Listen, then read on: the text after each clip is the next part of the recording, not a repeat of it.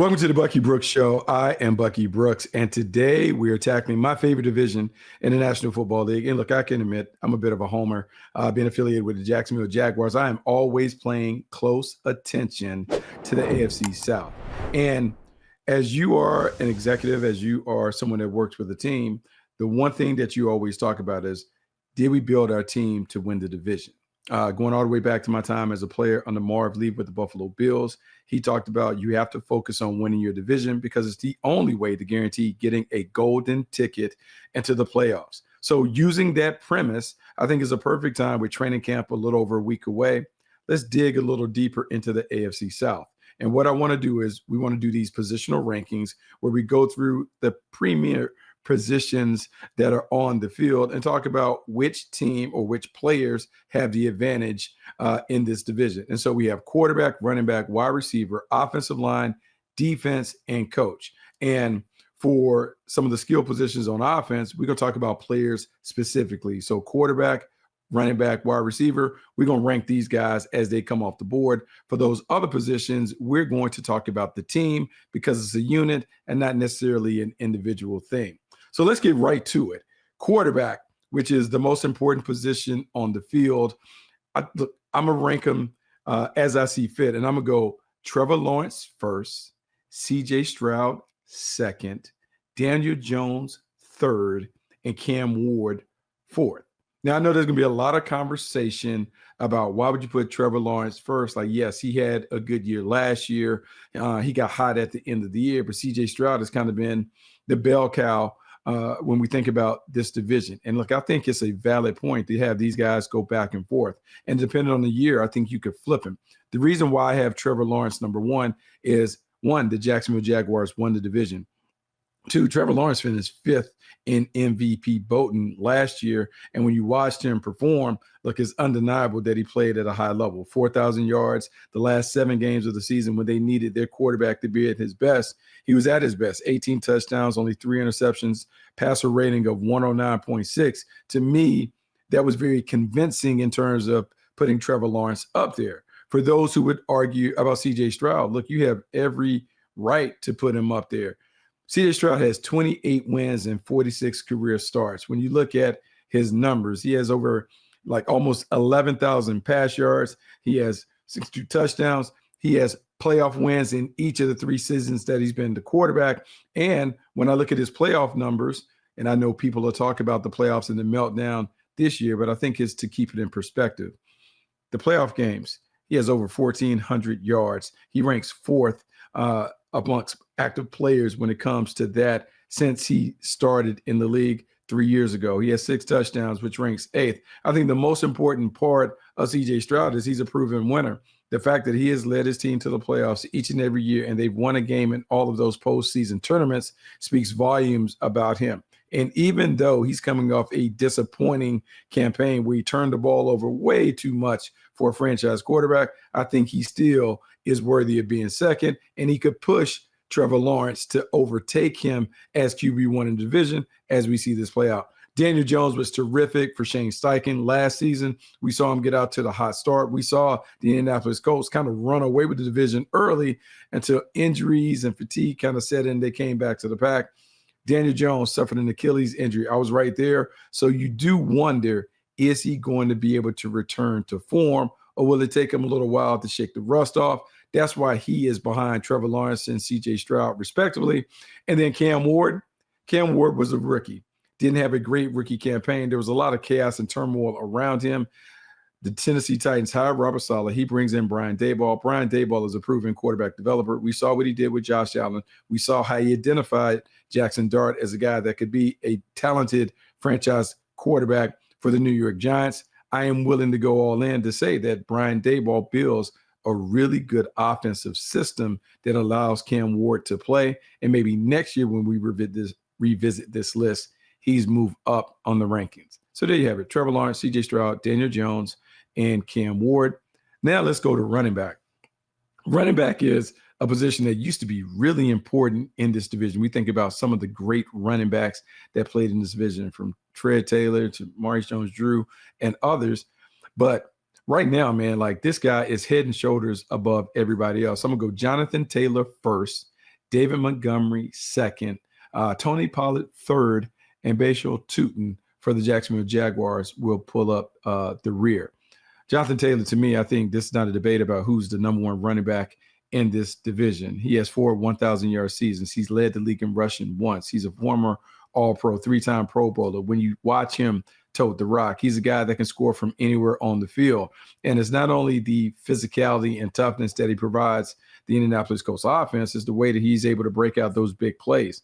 For an offense that relies heavily on the run game when everyone knows they're going to run it, he still consistently gets it done. And we can talk about Daniel Jones. We can talk about what this offense looked like with him.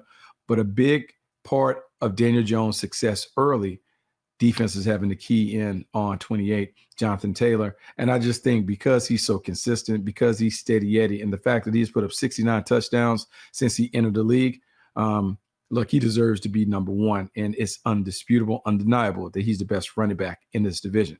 Number two, though, is interesting because David Montgomery is a newcomer to the division. We haven't seen him really play in the AFC South. But what we have seen him do in Chicago and Detroit is be a very, very dynamic complement to a running game. He only has 2 1,000-yard seasons, but when you look at his work with Detroit the last few years, he had a 1,000-yard season his first year, but he had only 700 in each of the last 2 years. But what he did do, he put the ball in the paint. 33 touchdowns over the last 3 seasons. Physical running back who was a great complement to Jahmyr Gibbs. In Houston, he'll get a chance to be the bell cow. And going all the way back to his time at Iowa State, whenever he's been given an opportunity to be the workhorse, he certainly has showed up. And because you have a quarterback in C.J. Stroud who can throw it all over the yard, he may see more light boxes that allow him to grind it out and really establish himself as the physical presence that the Houston Texans need. Remember, offensively, man, they were dismal at times because they just couldn't find a way to consistently move the chains. But with a solid running back and maybe the re-emergence of C.J. Stroud as an upper echelon quarterback, this offense gets going. But David Montgomery will be a big part of their success. Now, let's talk about Tony Pollard. And the interesting thing about Tony Pollard is, unless you pay close attention to the Dallas Cowboys and even Tennessee Titans, you would know that he's a guy who is a 4-time 1,000-yard rusher. You would know that he is a guy who is steady and productive regardless of what he has around him. And I will say this, you got to give him a lot of credit for what he's been able to do in Tennessee because he hasn't had a lot around him. It was kind of chaotic when he first got there. He hasn't been able to show the best version of himself.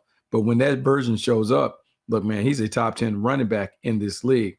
What you're hoping is Robert Saleh is able to do something on defense where they're able to stay in games, keep it tight, and then Brian Daboll can feed the veteran on an assortment of inside and outside runs that really showcases his talent with the vision, the balance, the body control, and even the burst. And even though he's been in the league a while, he still has that home run ability that you look for. That's why, to me, he is right there with David Montgomery. Montgomery's 2, but Tony Pollard is 3, and it's a very, very close conversation. Now, Bashal Tootin for the Jacksonville Jaguars, we just haven't seen enough of him. Had over 300 yards, but he was playing second fiddle to Travis Etienne.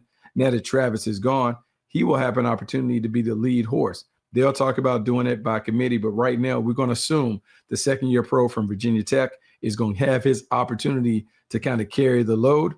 We'll see. We saw flashes, but we didn't see enough consistency from the Jaguars' new RB1. We'll see if he can show and prove next season to be the guy that they need him to be for this offense to continue to be explosive and dynamic. Now let's go to the wide receivers. Now I want to do something different with the wide receivers.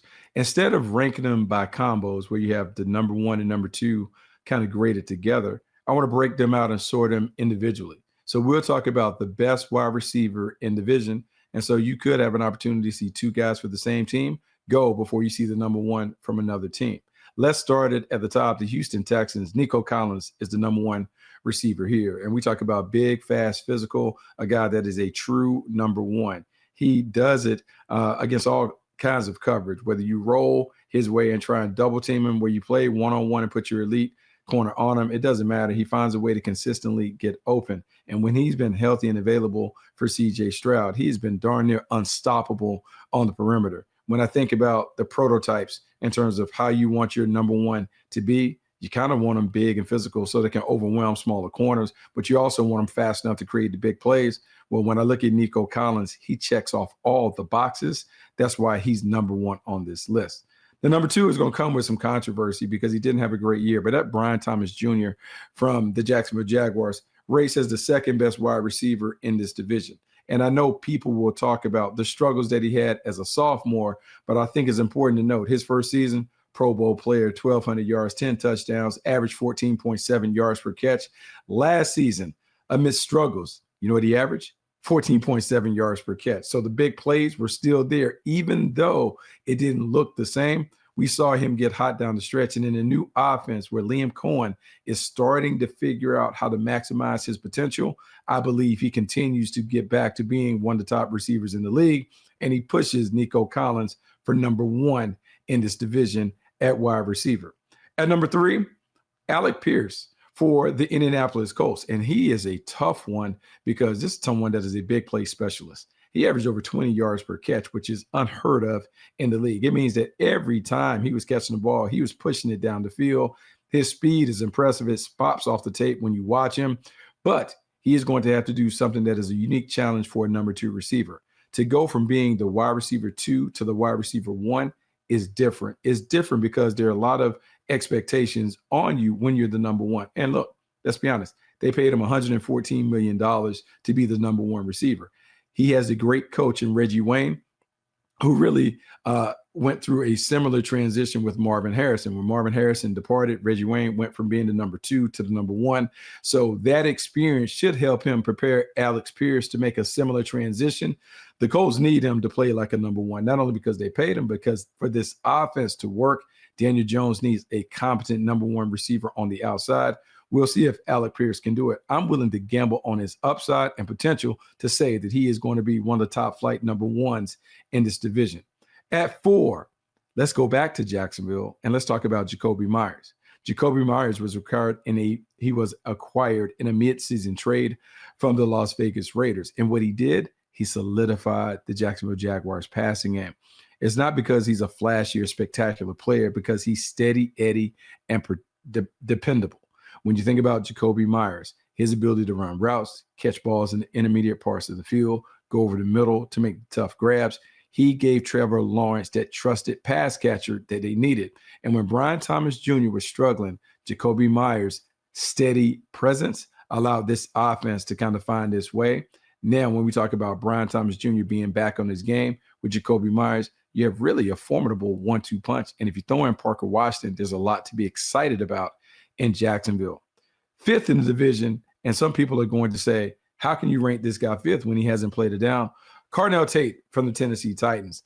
Carnell Tate is interesting because much like the conversation we had about Alec Pierce, we also are gambling on Carnell Tate making a transition from being a complementary playmaker to a primary playmaker. In college, Carnell Tate was the number 2 at Ohio State to Jeremiah Smith. A guy that we're going to talk about being possibly the number 1 overall pick, if not a top 5 pick in this draft.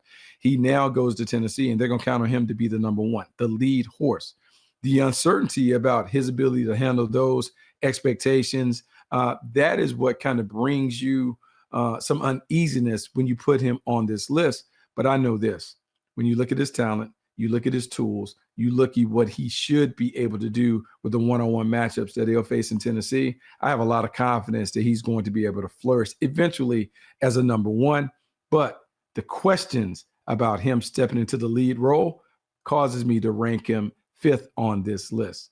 Now, 6, a rookie that had a second-year player who had a fantastic rookie season, and that's Jaden Higgins from the Houston Texans. When I watched Jaden Higgins play, he kind of reminds me a little bit of Puka Nacua, but without all the opportunities that Nacua got early in his career with the Rams. Big body, long arms, has the physicality that you want on the perimeter. And when you think about the combination of Nico Collins and Jaden Higgins, you're talking about having 2 big guys that can kind of overwhelm people on the perimeter. Now, he had 525 yards. He had 6 touchdowns, and he's just finding his way. I think a better offense with a better running game in David Montgomery and more attention placed to Nico Collins could create more opportunities for Jaden Higgins to really show people that he's a top flight number 2 opposite a Pro Bowl player in Nico Collins. At 7, Josh Downs. And Josh Downs is someone that is making a transition from being a slot receiver primarily to now having to work outside. And watching him, look, he's a nice possession receiver. He is terrific with the ball in his hands. He can do all the underneath things on screens and swings and option routes. He can make things happen on gadget plays, but I think he's an underrated route runner. Now, some of this comes from the fact that he played at my alma mater, North Carolina, and I got a chance to see what he was like as a number one, as a collegian. Well, now we get a chance to see what he's able to do with more opportunities to showcase his skills as a number two in Indianapolis, with more opportunities and a running game that is really going to take a lot of pressure off the passing game. I think he is going to show up. He's going to be impressive. He's going to be solid. That's why I have him 7th in this division. 8th, and this is a tricky one because in Tennessee, Wan'Dale Robinson was signed to a big deal. And he signed to a big deal because Brian Daboll knows exactly the kind of playmaker he can be. He's slated to maybe be their number 3, but a lot of it depends on Calvin Ridley. What do they do with Calvin Ridley? So I excluded Calvin Ridley from this list because I know Wan'Dale Robinson is going to be there. Given the amount of money they paid him and given the familiarity that Brian Daboll has with him, he's going to find a way to get their prize free agent signee a bunch of opportunities on the perimeter. Don't expect him to put up big numbers like a number 1 would, but I do expect him to be the selective playmaker that Cam Ward leans on. If he is able to give them some of those splash plays that you're looking for on the perimeter, this offense should look much better in Cam Ward's second year. Now, before we transition to the offensive line, I think it's really important that we throw on some odds. FanDuel Sportsbook has you covered. And look, I just talked about the Tennessee Titans. They don't really get a lot of love when we do these shows when it comes to the odds. Right now, FanDuel Sportsbook has these guys at minus 520 to miss the playoffs. We're saying that the Tennessee Titans aren't going to the playoffs. Minus 520 is the wager that you can lay down at FanDuel Sportsbook. Head on over, place some of those wagers, not only on Tennessee, if they're not your favorite team, the Jags, the Texans, even the Colts, they have good odds over there. Make sure you check that out on FanDuel Sportsbook. Well, since we're playing the odds, let's talk about some of these guys that are up front with the big bodies. We're going to group these guys out when it comes to the O-line because rather than do the individual, we talk about 5 playing as one when it comes down to the offensive line. And the first group on the offensive line that I like is I'm going to have to say the Jacksonville Jaguars. Some of it, a lot of it has to do with the continuity in terms of what they're bringing back. When you look at their first 8 guys that had on the O-line, all of those guys come back. And this was part of an offense that was averaging well over 30 points a game the last half of the year. When you think about that continuity, the consistency, the pieces of the puzzle being in place, and the fact that their top 8 offensive linemen return, you got to love the stability that is in front of Trevor Lawrence. That's why I have them at number 1. At 2, right behind the Jaguars, I'm going to go with the revamped Houston Texans offensive line. It was a big problem for them last season. They couldn't protect in front of CJ Stroud. They couldn't really run the game, run the ball consistently. And so without that, they lacked balance on offense. Well, look, man, they threw draft picks, they threw free agents. They did a lot to try and get this up and going. I think the fortress in front of CJ Stroud is much better. And because they're better at the line of scrimmage offensively, we should see better results. So I have them number 2 on my list. At 3, the Indianapolis Colts. And there's so many different ways that we could go with this list. I just think that the Colts are really, really solid. There's nothing spectacular that necessarily stands out to them, but I just think they're so good, particularly at the point of attack.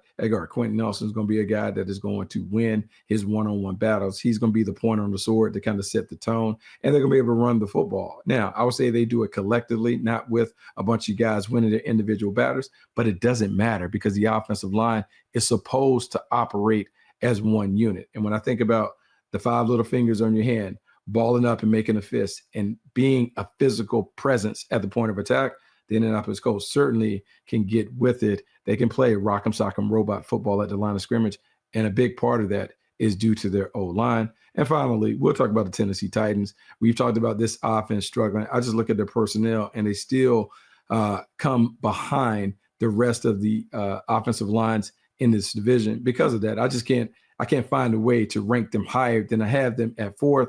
We'll see if they can prove me wrong. I know Robert Saleh wants to make this team a line of scrimmage team. He wants this team to be able to bully people at the point of attack.